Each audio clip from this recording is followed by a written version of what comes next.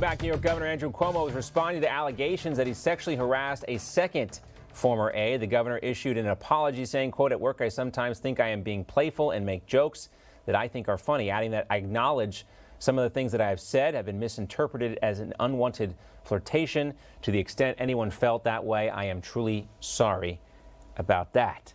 And now Governor Cuomo is backing down from a plan to handpick the investigator looking into his sexual harassment allegations. The governor's office attempting to install former federal judge Barbara Jones to that position, a move that was immediately criticized by leading Democrats from all across the country. Let's talk more about Governor Cuomo now and welcome in Newsmax contributor Andrew Giuliani, a former White House staffer. Andrew, great to see you as always. John, thank you very much. Appreciate you having me. All right, so the governor was an outspoken critic when Brett Kavanaugh was accused of sexual misconduct. He even tweeted this out in 2018. How could the governor not see these comments as being inappropriate?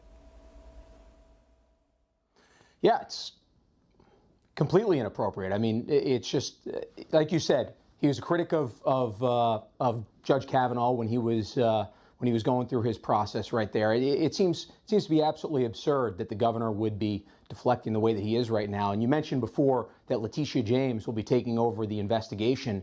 The governor and his office actually wanted to appoint the special prosecutor that was going to look into this, wanted to appoint the investigator that wanted to look into this. Just absolutely absurd. It sounds a lot like Nancy Pelosi wanting to have 7 Democrats and just 4 Republicans on this commission to look into the Capitol Hill riots. Yeah. The other thing, too, we have to talk about is the media coverage here. And it's been, I don't want to say blinders and earmuffs, but ABC News is now finally waking up to Governor Cuomo and Governor Newsom's political liabilities. We were warning everyone about this months ago. Here's an article they posted this morning, and take a listen to this. Cuomo and Newsom challenged Democrats on terms they set themselves.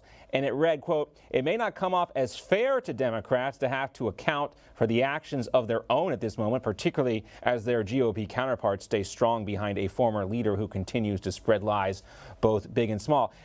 They can't even help themselves folding in a phrase in that lead sentence to take on President Trump. He has nothing to do with this Andrew Cuomo story, but they have to fold it in there every single time. Well, when you mentioned President Trump, it's all after the election that this is coming out, right? They would not bring this up at all before the election, before November 3rd. Now that the election is in the rearview mirror, now they can focus on this. They did this same thing to Al Franken, before an election year. As long as there is plenty of space between an election and now, that they will bring it up. I still wonder if we're ever going to actually take a look into Tara Reade and using a phrase from Jen Psaki, if we'll ever circle back to Tara Reade. I'm not sure if we will. Let's see. Right. We do believe in due process, and those accusations, they'll have to be taken seriously. That's what we try to do, but sometimes it's hard to take them seriously, especially when Andrew Cuomo's talking about sausages all the time, or at least in that video. We're not going to play it. But let's talk, Andrew, real quick. We got a minute left here before. Folks might not know this, but you used to be a professional golfer, which I was fascinated to learn this. I'm never going to play you in golf because you'll beat me too bad. But on Sunday, pro golfers wore red in honor of Tiger Woods. This just goes to show us how much impact Tiger's had. We're all hoping he gets better quick. Yeah, it's you saw that Rory McIlroy was out there with it on. You had Tony Finau. Remember, all these guys who are on tour right now, most of these guys who are on tour right now, especially the younger ones, they all looked up to Tiger. They're the reason why Tiger came out. I think it's very appropriate, actually, that this week coming up, you have the Arnold Palmer Invitational, because there are probably, maybe Tiger's the only person who has drawn more people to golf in the history of the game than Arnold Palmer.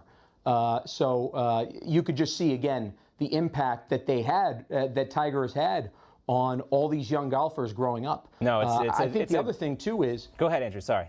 Yeah, no, it's an emotional connection. It's not just watching an athlete out there playing, but I think so many people feel so emotionally connected to his story that's why people felt really concerned for him, genuinely concerned for him when he's been in the hospital, as he's been in the hospital, but during surgery last week. We love a comeback story, and this is going to be one of the greatest comebacks ever. We're looking forward to it. Andrew, great to see you as always. Thanks so much.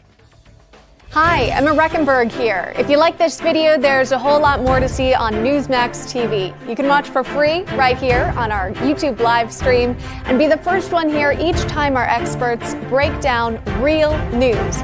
Just hit that subscribe button, ring the bell icon, and stay with us on America's fastest growing cable news channel, Newsmax TV.